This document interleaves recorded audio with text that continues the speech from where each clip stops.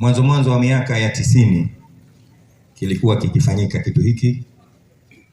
Leo imekuwa kimefanyika huku mwisho wa mtaa huu wa Idrisa, lakini miaka ile ya mwanzo ya 90 tulifanya haya, tulifanya kule mwanzo wa mtaa huu upande huu, karibu kabisa na hoteli ya Butiama.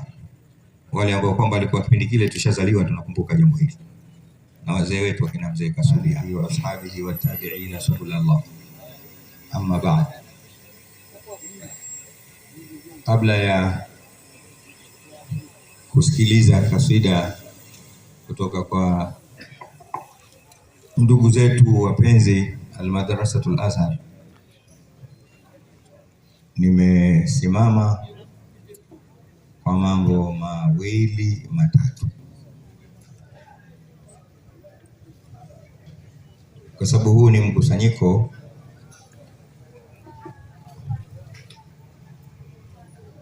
kwanza. Tulisikia tumekaribishwa na mmoja wa maimamu, kama tunavyojua kwamba hadhara yetu hii japokuwa kwamba iko chini ya ndugu yetu Mheshimiwa Diwani Said Masanga, Mwenyezi Mungu atawilishe umri wake, lakini kwa hakika ni shughuli ya misikiti yetu hii minane.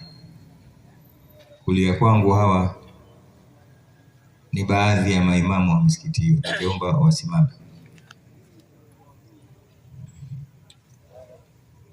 Hawa ni baadhi, muwaone basi, kaeni waheshimiwa, Mwenyezi Mungu atawilishe umri wake. Kwa hakika ndio wenye jambo lao hili. Mwanzo wa miaka ya 90 kilikuwa kikifanyika kitu hiki.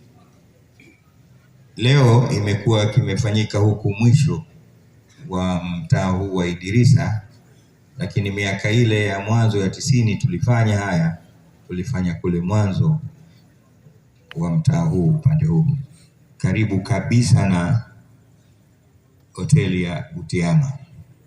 Wale ambao kwamba walikuwa kipindi kile tushazaliwa tunakumbuka jambo hili, na wazee wetu wakina mzee Kasulia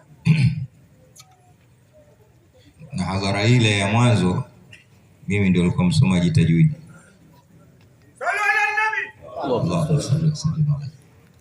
Kwa hiyo si hadhara mpya, bali ndio kama nilivyosema, man sanna fil islami sunnata. Ndugu yetu Sheikh Saidi amelikumbuka jambo lile na akaona aliendeleze. Kwa hiyo nimesimama kuwataarifu kwamba hili litakuwa ni jambo endelevu. Tusemeni inshallah. Sauti ziko chini. Tusemeni inshallah.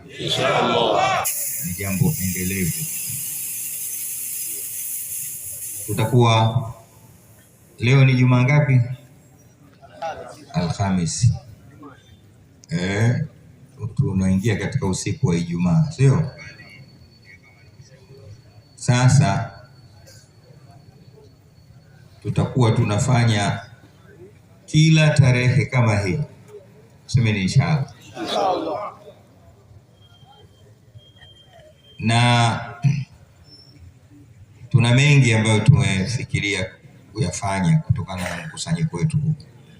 Huko nyuma misikiti hii ilifanya mambo mengi makubwa, lakini wakumbushe moja ambayo tulilisimamia.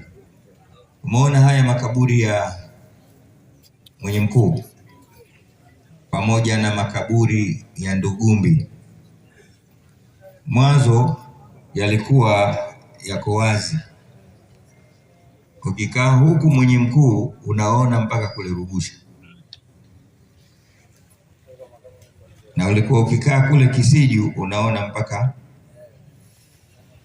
na ile ilitoa fursa baadhi ya watu kuanza kuyavamia makaburi yale, wakajenga majumba, wengine wakajenga grosa. Misikiti hii kwa kuiona hatari hile ikasema haliwezekani jambo hili, ikaungana pamoja, na kitu cha kwanza ikasema lazima tufanye utaratibu wa kuyazungushia uzio, na alhamdulillah Ndugumbi kule tulifanikiwa na hapa tumefanikiwa. Kwa sasa eneo lile limekuwa ni mahfudhi, limehifadhiwa kwa sababu ya nguvu ya misikiti hii minane. Maulidi haya na mkusanyiko huu ni chachu wa kuendea mambo yetu kama Waislamu katika kata zetu hizi zilizozungukwa na misikiti hii minane. Tusemeni inshallah. Kwa hilo la pili, ndugu yetu Sheikh Said huyu, yeye ni kama amekuja kutukumbusha, lakini tujue kwamba wafanyaji ni sisi. Siku moja mimi aliwahi kuniuliza mtu, bwana, msikitini kwenu vipi huko? Nikamwambia Waislamu hakuna watu wenye misikiti yao. Muislamu wote msikiti wote ni wake.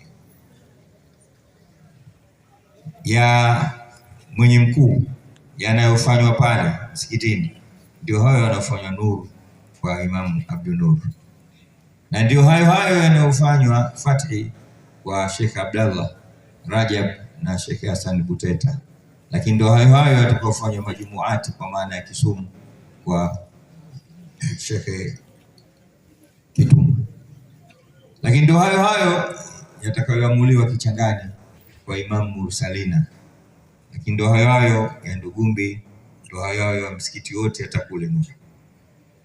Ifike wakati kupitia misikiti yetu tunaanzisha mambo yetu. Semeni inshallah. Nimeongea na Sheikh Saidi hapo, inshallah hata Ramadhani ijayo tunarudisha utaratibu wetu tuliopata kuona Magomeni. Waislamu wote tutakuwa tunafuturu nje. Nje kabisa. Tunachanganya futari zetu. Maharage yanotoka huku yanachanganywa na vipopoo vya pale na vibibi vya pale na tambi za kwa Mwende Hamisi. Semeni inshallah. Tukifanikiwa hilo, mambo mengi sana na wallahi niwaambie Waislamu tunaweza.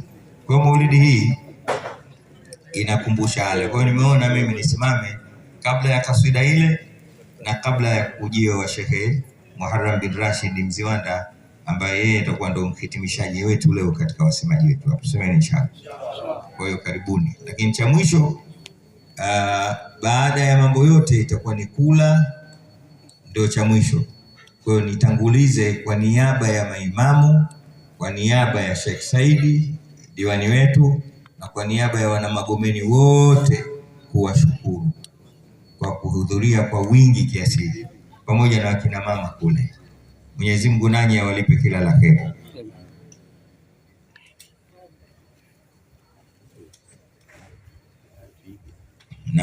Na Sheikh Said ananikumbusha hapa, diwani wetu, tarehe 29 tutakuwa na kambi ya matibabu katika shule ya Mzimni tukishirikiana na ndugu zetu Wajai. Kwa hiyo tutatangaza utaratibu utakavyokuwa. Kuna watu watafanywa vipimo na wengine watapata matibabu pale pale ya tezi dume. Lipo hilo?